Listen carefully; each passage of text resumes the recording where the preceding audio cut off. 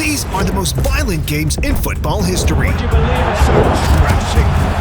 And starting off with the 2010 World Cup final showdown between Spain and the Netherlands, which everybody expected to be a display of football artistry. Spain had a team filled with skillful players such as Xavi, Iniesta, and Sergio Busquets. The midfield trio were Barca's heartbeat as their passing football dominated club football, and they looked to do the same for their nation on the world stage as they tiki-taka'd their way to the final. Meanwhile, the Netherlands were the inventor of the total football style that Spain embodied. With attacking talents like Arjen Robben, Robin van Persie, and Wesley Sneijder, it could have been a game of beautiful free-flowing football. Yet, the final turned into one of the most violent and physical in football history. The game is famous for Nigel de Jong's crazy kung fu kick at Xabi Alonso, but believe it or not, that was just one incident in a surprisingly fiery affair. The first lunging tackle came less than a minute into the final when Sergio Busquets was unnecessarily clipped on the calf by Van Persie. The Arsenal forward made another over-the-top tackle shortly afterwards, this time on Joan Capdevila. As Spain tried to strut its stuff, the Netherlands would not let them find its rhythm. Aggressive challenges went in on Iniesta and Puyol before de Jong's 22nd-minute kung fu kick on Alonso. That challenge sparked confrontations between the players as Spain had finally had enough of the Dutch approach. Xavi, Busquets, and Alonso received further aggressive challenges before halftime. The most-watched game of the last 4 years was not doing the sport justice and threatened to turn into a bloodbath. In the second half, Spain boss Vicente Del Bosque applauded Iniesta as the little midfielder stood up for himself with a strong challenge of his own. But the tackles intensified and both sides began play-acting against every piece of contact to deceive the ref. By extra time, it seemed the two sides had forgotten they were competing for World Cup glory as kicking, diving, and arguing overshadowed the pursuit of a winning goal. John Heitinga eventually received his marching orders as the penalty shootout beckoned. However, with just minutes left on the clock, Iniesta latched onto a loose ball to score the game's only goal and win his country's first ever World Cup trophy. The Netherlands had 8 of their 11 starters booked and deserved to lose because of their violent approach. But maybe the Dutch only played so violently because they knew they were inferior to Spain.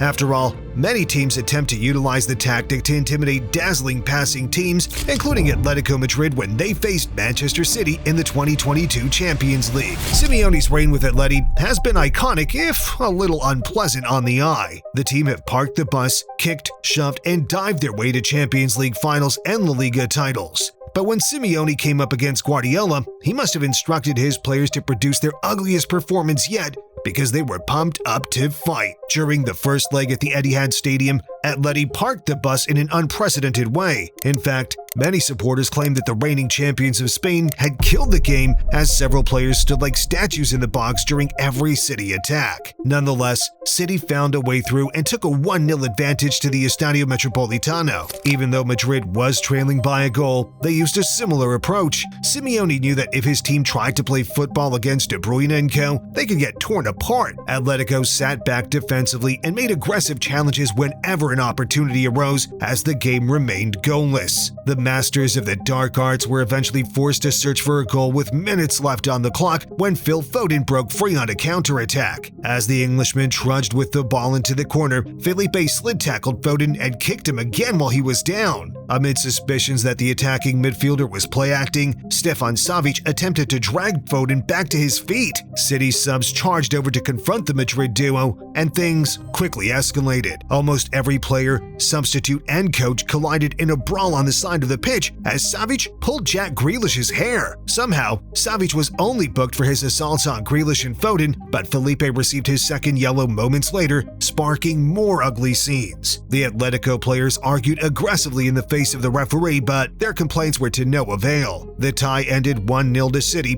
and Atletico were lambasted by the press for their unsporting behavior. But if you think that game boiled over, wait until you see the next fiery contest on our list, because it wasn't just the players who lost their heads when Nice battled with Marseille in the 21-22 Ligue 1 season. During the coronavirus pandemic, fans were forced to scream at players on TV from the comfort of their homes as social distancing measures ensured stadiums remained empty. Among the first French fixtures to feature supporters after the pandemic was Nice versus Marseille. The South Coast rivals usually have fiery affairs, but the players and fans must have forgotten how to act during lockdown because the fixture descended into total carnage. Missiles were thrown from the Nice fans at Marseille players throughout their game as their team bulldozed their way to a 1-0 lead. With 15 minutes remaining and 3 points close to being secured, the Nice supporters did something crazy that put their players' hard work in jeopardy. Marseille star Dimitri Payet took a corner in front of the few Nice fans when another missile was directed at him. Most players are able to ignore such idiocy, but the former France international had finally had enough. He picked up a water bottle that had previously been thrown onto the pitch and hurled it into the Nice end. And let's just say the home crowd didn't take too kindly to the gesture. Dozens of fans charged down to the bottom of the stand to scream abuse. In response, Alvaro Gonzalez smashed the ball into the crowd, prompting many supporters to break past security and burst onto the pitch. At this point, the players were already fighting each other, and tensions were only about to rise further with supporters on the pitch. Scuffles broke out for several minutes before the game was eventually suspended. Nice were docked 2 points for their supporters' disgraceful behavior and ended up drawing the rearranged fixture. It seems to be a theme that games with more violent incidents have fewer goals scored. But the same can't be said about the next game on our list, because Chelsea and Tottenham's 2016 Battle of the Bridge featured 4 goals that rewrote the Premier League history books. Leicester City were on the brink of winning an unthinkable first Premier League title and would be crowned champions if second-place Tottenham avoided victory at Stamford Bridge. Given Tottenham's history of bottling, Jamie Vardy and his Leicester teammates must have known they already had one hand on the most unlikely Premier League title of all time. Yet, Spurs weren't following the script. They had a team of generational talents, including Harry Kane and Heung-min Son. In fact, the deadly attacking duo both netted in the first half to give Tottenham a 2-goal advantage. It looked as if Spurs would go into the final 2 games of the season with a fighting chance at the title, but it turned out the only thing they'd be fighting were Chelsea's dark arts. Diego Costa seemed genuinely appalled that the derby match hadn't had enough violent moments as he elbowed and grabbed Jan Vertonghen in the minutes before halftime. Then, Danny Rose and Willian had a collision that caused Spurs boss Mauricio Pochettino to run onto the pitch to intervene. During the scuffle, Dembele clawed Costa's eye, setting up a second half that would undoubtedly be filled with needle. It didn't disappoint. Spurs were more interested in battling than defending as Eric Lamela made a needlessly aggressive challenge on Cesc Fabregas. The Spaniard rolled around in disgust and claimed Lamela had stamped on him while he was down. Spurs' heads were hot. Gary Cahill bagged a first for Chelsea before Eden Hazard scored a sublime solo goal to square the game, prompting more head loss,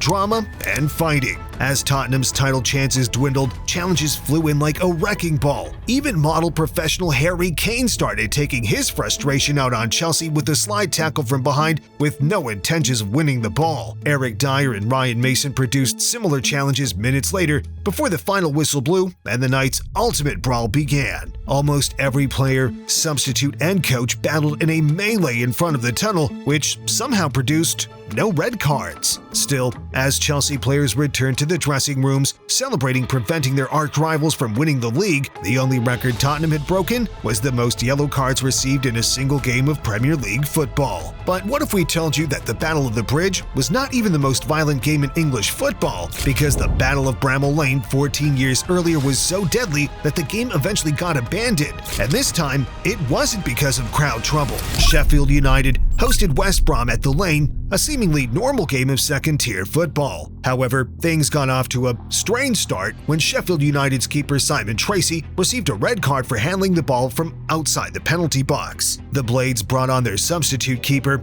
and West Brom were eager to test him, scoring twice before the 63rd minute. Sheffield United manager Neil Warnock then substituted on George Santos, a striker with a history against West Brom. During the match the previous season, West Brom's Andy Johnson left Santos with a broken eye socket after a collision, and the Sheffield United man was desperate for revenge. Within just 2 minutes of entering the pitch, Sefo charged down Johnson and made a dangerous sliding tackle. The hefty challenge looked deliberate and was a clear red card. Even in 2002, Sheffield United were down to 9 men, but then things got really bad. During the brawl that followed Santos' red card, Patrick Sefo also received a red card for headbutting Derek McInnes. Sheffield United were forced to play out the final 25 minutes of the game with 8 men, but they wouldn't go down without a fight. Brawls broke out all over the pitch. Keith Curl and Michael Brown were lucky to avoid red cards. Police surrounded entered the pitch, Sheffield United's behavior bordered on criminal, and their defending was not much better. West Brom added a third after 77 minutes, but the drama was not done yet. Sheffield United's Brown and Ullathorne picked up injuries, but had no remaining substitutes to replace their struggling players. With the Blades down to just 6 fit and available players, the referee was forced to abandon the game in the 88th minute. After the game, comedic Sheffield United manager Neil Warnock claimed, "I think my lads are ever so pleased with the effort that they put in." He didn't appear to be joking. Warnock received accusations from West Brom's boss Gary Megson that he had instructed players to fake injuries to get the game suspended, but he furiously denied the allegations. Even if that had been Warnock's intention, the strategy did not work. After much discussion, the FA ruled that West Brom's 3-goal lead before the game was abandoned was significant enough to be awarded 3 points in the league table. 4 years later on, and on a stage more glamorous than the second tier of English football, the Netherlands and Portugal clashed in one of the most violent games in World Cup history. The game immediately seemed more hostile than usual as Mark van Bommel made a careless tackle on a young Cristiano Ronaldo within 2 minutes, earning the first yellow card of an evening like no other. CR7 was already among the world's most talented footballers, and aggression must have been the Netherlands' strategy of containing him because, by the 7th minute, he'd been booted in the knee by Khalid Boulahrouz. Portugal dodged several Dutch lunges in the opening 20 minutes and were rewarded for their resilience when Maniche opened the scoring midway through the first half. But if you thought that would make both teams focus on football instead of fighting, you'd be mistaken. Ronaldo trudged off through injury as he was unable to take the aggression of the Dutch defense, and Costinha joined him in the dressing room moments later after receiving 2 yellow cards for petty fouls before the first half ended. In the 49th minute, Petit became the next Portugal player to be booked for a clumsy foul. 10 minutes later, Giovanni van Bronckhorst entered the book for a late tackle, and Luis Figo also got his name taken for responding to the tackle with a headbutt. In truth, he was lucky to stay on the pitch himself. Boulahrouz had been charging around like a lunatic since battering Ronaldo in the game's opening stages, and finally received his second yellow card just after the hour mark. The next 3 yellow cards were brandished to Dutch players before Portugal received 3 consecutive yellows of their own. In the 77th minute, Decker received his second yellow card for refusing to give the ball back before a Dutch free kick. But the Netherlands were unable to take advantage of 9-man Portugal and received their second red card of the evening when Giovanni van Bronckhorst was sent off for repeated fouling. The round of 16 match ended with 16 yellow cards and 4 red cards, the most of any game in World Cup history. But just because the 06 clash had the most cards in the tournament's history, it doesn't mean that it was the most tense and violent. In 2022, the Dutch were arguably even more fired up as they took on Argentina in an epic World Cup quarter-final. In fact, the Netherlands' most recent ill-disciplined display saw 19 yellow cards brandished, a brawl, and Lionel Messi dropping an unhinged post-match interview. The drama started before kickoff when Dutch manager Louis van Gaal claimed that when Argentina lose the ball and the opponent has possession, Messi doesn't participate much, and this gives us chances. Van Gaal has since suggested that his analysis was not made as a criticism of the superstar talent, but Messi interpreted it differently and was even more determined than usual to show the world who football's GOAT is. After 35 minutes, Messi made a defense-splitting pass to find Nahuel Molina, who opened the scoring. Shortly afterwards, yellow cards were brandished to Marcos Acuna and Jurrien Timber, who had the games coming together after a collision. 3 minutes later, Cristiano Romero joined the duo in the book for a deliberate handball, and Wout Weghorst found a way to receive a booking despite being on the bench. The first half had been tense and edgy, but the following 45 minutes would see the game explode into straight conflict. In the 71st minute, Lionel Messi converted a penalty, taking Argentina 2-0 up and moving the GOAT a step closer to winning his first World Cup trophy. The former Barca star was feeling himself and celebrated in front of the Argentina bench with Roman Riquelme's celebration. The celebration was significant because Riquelme had previously played under Van Gaal at Barcelona, but left the club following a falling out with the Dutch boss. It was Messi's way of disrespecting Van Gaal without using words or violence, but other players would not make their feelings known so peacefully. A scuffle between Memphis Depay and Lisandro Martinez resulted in a booking each before the already booked Weghorst entered the pitch to put the game on its head. The towering striker scored almost immediately to make the scoreline 2-1 and barged into Lionel Messi at the restart. With Argentina hanging on, The play acting intensified. In the 88th minute, Leandro Paredes made a reckless challenge on Nathan Ake and made it worse by booting the ball directly at the Netherlands bench. Every single member of the Dutch bench sprinted at Paredes before starting players joined in on the action too. The Argentines were not going to let their man take a beating and came together to protect Paredes in one of football's biggest battles. Eventually, handbigs were diffused and the game continued. Nicolas Otamendi and Messi earned themselves bookings and became even more hot-headed when Weghorst snuck home an equalizer in the 11th minute of stoppage time. Argentina and Messi's World Cup dreams were hanging by a thread as the game went to extra time, a period in which 2 more yellow cards were handed out. Despite the unsporting behavior, neither side could establish a lead, and the quarterfinal went to penalties. Shootouts are always heartbreaking for one team, but they rarely featured too much violence or controversy. Yet, Denzel Dumfries had other ideas as he tried to distract Martinez before his potentially match-winning penalty for Argentina. Martinez paid no attention to the Dutch fullback and converted the penalty to end the tie and book Argentina's place in the semifinals, but somehow the conflict continued. Players of both teams collided in yet another brawl as Otamendi cupped his ears at the distraught Netherlands players. Dumfries responded aggressively and received his second yellow, while Noah Lang entered the book for the first time. Once the battle on the pitch finished, the war of words began on the side of it. Messi angrily confronted Van Gaal by the tunnel before asking Weghorst, "Que mira, boba?" translating to, "What are you looking at, fool?" in the media room. As much as there may have been more violent individual clashes in football matches, we can't think of another game as filled with drama, controversy, and crazy sideline stories. Now, if you enjoyed this video, subscribe and check out the video on screen right now. It's a really good one.